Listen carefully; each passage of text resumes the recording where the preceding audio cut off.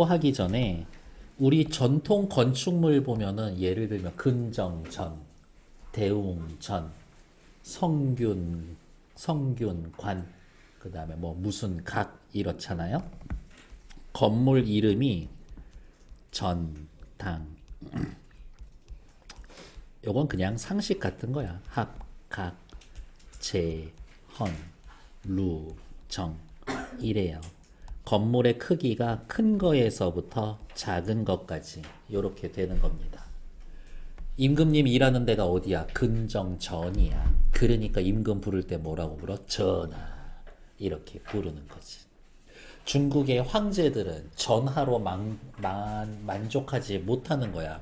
그러니까 중국 영화 같은 거 가끔 보면 어떻게 이렇게 계단 위에 황제가 이렇게 올라가 있거든. 이렇게 이게 계단이 폐야 폐. 그래서 폐하 이렇게 부르는 거지. 옛날에 전두환한테 저기 박정희한테 각하라고 했을 때 요거고 이렇게. 고려의 무신 정권은 누구예요? 최충원. 최충원은 합파라고 그랬어. 합파. 집 이름이 뭐 무슨 합인가 그랬을 거예요. 이 얘기 왜 하냐고요? 수호제기 씨 정신 나갔네. 수호제기 요 정도의 집을 짓고서 조상님들은 집 짓고 내가 이 집을 지은 뜻을 표현하기 위해서 그렇게 얘기를 해주는 거라고. 집을 짓는 거야. 이름을 짓는 거지. 너 집 이름이 뭐야? 뭐야? 왜? 어쩌고 저쩌고. 기가 막힌 걸. 너랑 정말 잘 어울린다. 내가 글 하나 써줄게. 그런 식으로 또 글을 써주기도 하고 그렇습니다.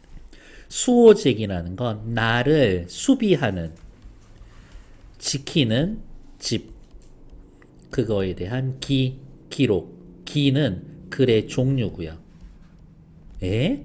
한문 수필입니다.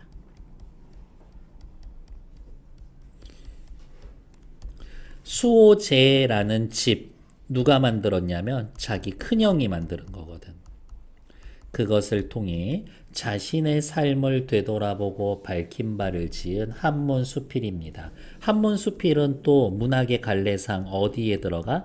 교술갈래에 해당합니다.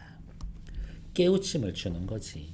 수호제의 의미와 작가가 깨달음을 얻는 과정을 파악해서 작품을 감상해 봅시다. 수호제라는 이름은 큰형님이 자기 집에 붙인 이름이다. 나는, 수필에서의 나는 누구예요? 글쓴이 자신이지. 내가 내 얘기 쓰는 겁니까? 네. 아, 그래서 수필은 1인칭의 문학이죠. 수호제라는 이름은 큰형님이 자기 집에 붙인 이름이다. 이 말을 듣고 처음에는 이상하게 생각했다. 나와 굳게 맺어져 있어 서로 떨어질 수 없는 사물 가운데 나오, 영어의 I야 I, 나보다 더 절실한 건 없다. 굳이 지키지 않아도 어디 가겠는가? 이상한 이름이다. 처음에는 집의 이름을 보며 이상하다고 생각했어. 나를 왜 지켜? 나랑 떨어질 수 없는 게 난데. 내가 장기로 귀양 온 뒤로부터 이게 수호제기라는 수필을 쓰게 된 글을 쓴 계기가 됩니다. 귀양 온 이후부터 혼자 지내면서 곰곰이 생각하다가 하루는 이 의문점, 어떤 의문점, 집 이름이 왜 수호제인가에 대한 해답을 얻게 되었다. 성찰의 결과. 나는 벌떡 일어나서 말을 했다. 빨간색. 빨간색. 나, 본질적인 자아, 순수하고 근원적인 자아. 이렇게. 또 위에다가 하나 더 써야 될 것. 지켜야 할 유일한 것. 세상에서 지켜야 할 유일한 것.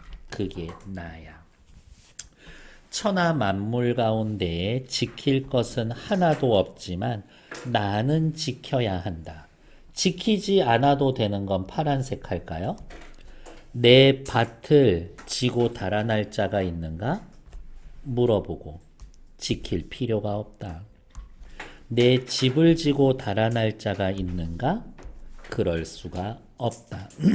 내 정원에 여러 가지 꽃나무와 과일나무들을 뽑아갈 자가 있는가? 그 뿌리는 땅속에 깊이 박혔다. 지킬 필요가 없다. 내 책을 훔쳐갈 자가 있는가? 성현의 경전이 세상에 퍼져 물이나 불처럼 흔한데 누가 감히 없앨 수 있겠는가? 내 옷이나 양식을 훔쳐서 나를 가난하게 할 수 있는가? 천하의 모든 실이 모두 내가 입을 옷이고 천하에 있는 곡식이 모두 내가 먹을 양식이다. 도둑이 비록 훔쳐간데도 한두 개에 지나지 않을 테니 천하의 모든 옷과 곡식을 없앨 수 있겠는가? 그러니 천하 만물은 모두 지킬 필요가 없다. 옆에다가 이렇게 파란색으로 칠해 놓은 것. 지킬 필요 없음. 빨간색, 파란색 둘이 서로 대조. 참 말이 많기는 했죠. 열거. 문답. 법이 쓰여져 있습니다. 지가 물어보고 지가 대답했으니까 자문자답 하셔도 됩니다. 그런데 오직 나라는 것은 지켜야 돼. 나의 속성도 빨간색 체크할게요. 잘 달아나. 드나드는데 일정한 법칙이 없어. 아주 친밀하게 붙어서 배반하지 못할 것 같더라도 잠시라도 살피지 않으면 못 가는 데가 없어. 이익으로 꿰면 떠나가고 위험과 재앙과 겁을 주어도 떠나가고 마음을 울리는 아름다운 음악 소리만 들어도 떠나가고 눈썹이 새까맣고 이가 하얀 미인의 요염한 모습만 보아도 떠나간다. 확 와닿지 않지? 이익으로 꿰면 내가 떠나. 정신을 놓아. 나는 이렇게 하면 훨씬 편하더라고. 돈으로 꼬시면 정신줄 놓고 나쁜 짓 해. 좋은 음악 들으면 정신 놓고 거기에 빠져서 헤어나오지를 못해. 미인으로 꼬시면 정신 놓고 다른 짓 완전 아무것도 못해. 내가 달아난다를 그냥 정신줄 놓는다 이렇게 표현해. 그러면 조금 받아들이기 쉬워. 이렇게 어쩌고 저쩌고. 그러니 천하에 나보다 잃어버리기 쉬운 것은 없다. 나는 옆에다가 쓸까?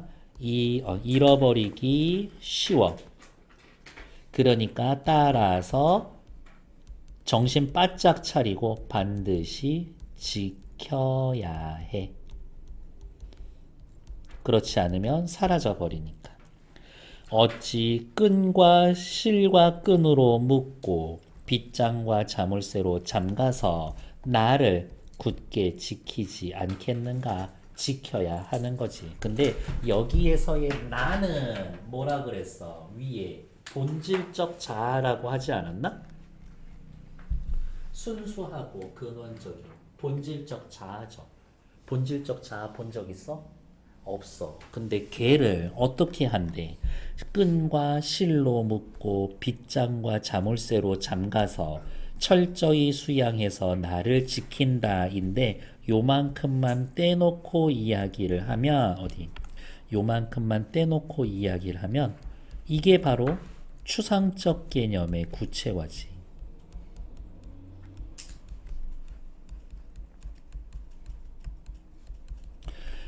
어찌 나를 굳이 지키지 않겠는가? 물음표. 여기는 서리법. 뒤로. 수호제의 뜻은 큰형님이 이름 붙인 집이고 나를 지키는 집. 처음에는 의문을 제기했지만 나중엔 깨달음을 얻게 하는 소재 정도. 작가의 깨달음, 천하 만물에서 지킬 것은 하나도 없지만 오직 나만은 지켜야 한다. 천하 만물은 지키지 않아도 돼서 파란색 싹 다 표시해 드렸고요. 지켜야 할 나는 빨간색으로 체크해 드렸지. 그러니까 나의 특징은 좀 파악해 놓을 필요가 있다. 다음 페이지. 여기 라달락은 거의 시험 문제 하나 고정이에요. 본질적인 자아와 현상적인 자아 구분하는 거. 얘네들은 좀 신경 써야 돼. 그래서 이렇게 합시다. 본질적인 자아만 체크하고 나머지 거는 현상적인 자아야. 현상적인 자아는 그냥 살아가는 나, 이 몸뚱아리가 지켜야 할 나는 정신. 나는 나를 잘못 간직하다가 잃어버렸던 자다. 나를 잃어버린 계기, 그 과정에 대해서 얘기해 줄 거예요. 나는 언제 정신줄 놓기 시작했냐면 어렸을 때 과거가 좋게 보여 10년 동안 과거 공부에 빠져 있었지. 그러다가 결국 처지가 바뀌어 과거에 급제하여 조정에 나아가 검은 사모 관대와 보자. 비단 도포를 입고 이거는 뭐의 상징이야? 관직, 벼슬합니다의 상징이지. 그래서 얘네들은 벼슬한 사람을 대유한, 대표로 비유하는 대유법이에요. 대유법. 직업이 뭐예요? 교편을 들고 있습니다. 교편은 가르칠 때 쓰는 이렇게 회초리, 몽둥이, 채찍, 그걸 교편이라 그러거든. 아, 선생님이시군요. 이렇게 얘기를 하는 거예요. 이게 선생님의 상징이었던 거지. 작은 검은 사모관대의 비단도포를 입고 12년 동안이나 대낮에 미친 듯이 큰 길, 벼슬길을 뛰어다녔다. 그러다가 또 처지가 바뀌어서 귀양 갔죠. 한강을 건너고 문경세제를 넘게 되었다. 그냥 멀리 유배 가게 되었다. 친척과 조상의 무덤을 버리고 곧바로 아득한 바닷가의 대나무숲 귀양지에 달려와 멈추게 되었다. 이때 본질적인 나에게 물었다. 이거야.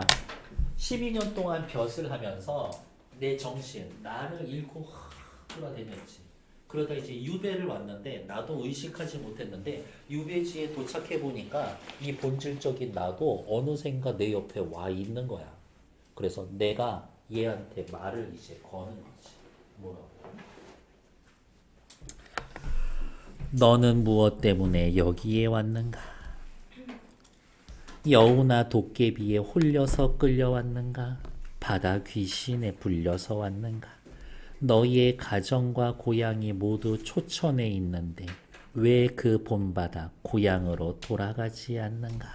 그러니까 내가 쟤한테 말을 거는 거라고는 하지만 사실은 내가 나한테 말을 걸고 있는 거지. 내면 반성, 성찰. 그러나 나는 끝내 멍하니 움직이지 않으며 돌아갈 줄을 몰랐다. 지키는 것이 너무 어렵다. 얼굴빛을 보니 얽매인 곳이 있어서 돌아가고 싶어도 돌아가지 못하는 것 같았다.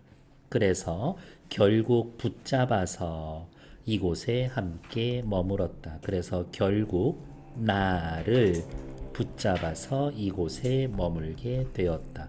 여기 나도 빨간색 체크해야지. 둘째 형님도 나를 잃고 몸뚱아리 쫓아서 남의 지방으로 갔는데 둘째 형도 유배 갔어. 역시 그곳에서야 나를 찾아 함께 머물렀다. 그러니까 쉽게 얘기할까? 유배지 가서 정신 차렸어. 이렇게. 옆에 잠깐 뭐 볼 거 있을까요? 내가 나를 잃은 자라고 하는 것은 여기에 나는 또 빨간색이죠. 나를 잃은 자, 본질적 자를 잃어버린 자. 이거지. 나를 잃은 자. 본질적 자아를 잃어버린 자. 밑으로 내려갑시다. 그런데 우리 형님만 나를 잃지 않고 편안하게 단정하게 수호제에 앉아 계시니 내 큰형님, 나 작은형 하고는 달리 대조 나를 잘 지켰지. 단정하게 수호제에 앉아 계신다. 유배가지 않았다. 본디부터 지키는 것이 있어서 나를 잃어버리지 않았기 때문이다. 그래서 큰형님 거실에 수호제라고 이름을 붙인 것이다. 이제야 유배 와서야 큰형님의 뜻을 이해한 거지. 큰형님은 언제나 말씀하셨지. 아버지는 내게 태현, 눈에 보이지 않는 우주의 본질. 한자를 풀었으면 클, 태, 검을, 현 이거예요. 검고 큰 거 우주지. 우주의 본질. 아버지는 내게 태연이라는 자를 지어주셔서 나는 오로지 내 태연을 지키려고 했다. 이거 나지. 나야 나. 그래서 거실에다가 그냥 그렇게 이름 붙인 거지. 하지만 이것은 핑계다. 맹자가 말씀하시기를 인용. 무엇을 지키는 것이 큰가? 몸을 지키는 것이 크다. 맹자는 몸을 지키래. 지금까지 뭘 지키는 거였지? 나를 지키는 거였지. 그러면 맹자가 말한 몸이랑 내가 말하는 나는 똑같은 거야. 몸을 지키는 것이 크다. 이것이 진실이다. 아, 형님! 이제야 형님의 뜻을 알게 되었습니다. 제가 글 하나 써드려도 될까요? 그려. 내 스스로 말한 내용을 써서 큰형님에게 보이고 수호제라고 하는 이 건물의 기로 삼는다. 됐을까요? 나를 지키는 게 어렵나? 어렵지. 수시로 우리는 살면서 나를 잃어버리지 않나? 게임하다 보면 시간 가는 줄 모르고 있잖아요. 릴스 보고 있으면 시간 가는 줄 모르고 있지. 아, 오늘 이번 주는 너무 즐거우면서도 절망의 주였거든요.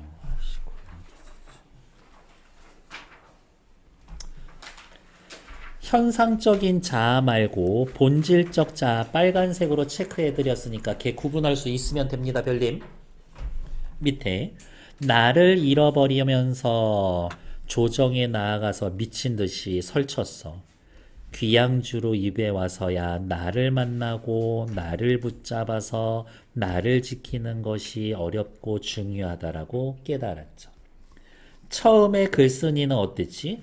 무슨 집 이름이 수호제야, 나를 왜 지켜? 라고 의아하게 이상하게 여겼지만 그거 진짜 어려운 거구나. 왜 형님은 알았던 걸 나는 몰랐지? 반성. 깨달았습니다. 수호를 다짐합니다. 그렇게 끝나는 거지. 이렇게. 다음 페이지. 기승전결. 이름의 의문을 갖고 깨닫고 반성하고 글을 쓴 내력을 밝혀줍니다. 그 순서대로 좀 쓰여져 있다. 작가의 깨달음, 이 글에 나타난 나의 의미, 본질적 자아는 계속 빨간색으로 칠하고 있죠. 현상적 자아의 중심을 잡아주는 나. 어떠한 환경에서도 변하거나 흔들리지 않는다. 대신에 나를 너무 쉽게 떠나지. 그러니까 잘 지켜야 돼. 현상적 자아를 잘 떠나. 따라서 잘 지켜야 해. 그렇게 해봅시다. 천하 만물 가운데 지킬 건 하나도 없지만 오직 나만은 지켜야 한다. 나의 특징이 여기 다 있었네. 잘 달아나. 어디든 못 가는 곳이 없어. 쉽게 흔들려. 한 번 가면 돌아올지 몰라. 붙잡아 말릴 수도 없어. 게임이든 도박이든 빠지면 못 태어나잖아요. 그러니까 굳게 지켜야 한다. 지킬 필요가 없다. 대조. 천하 만물의 종류를 열거. 근데 전 따지면 이 나의 특징도 열거한 거라고 봅니다. 열거 대조하자. 다음 페이지. 나를 지키는 거의 중요성에 대해 말해보세요. 어쩌고 저쩌고 휴대폰 페이지 한번 써보세요. 뒷페이지. 네, 정리가 깔끔하게 잘 되어 있습니다. 한 번 정도 읽어주시면 되지. 이 얘기는 앞에 없었던 거죠? 체크. 수호 제기. 기는 글의 종류라 그랬죠? 기. 사건이나 경험의 과정을 기록한 한문 문학. 교훈이나 깨달음 전달을 목적. 일상의 경험이나 학문의 깨달음을 기의 형식을 빌려서 기록했습니다. 그러니까 따지면 수필, 교술갈래에 들어갑니다. 정도는 확인해 놓자. 이 이야기인 거지. 됐을까요? 잠시 정지.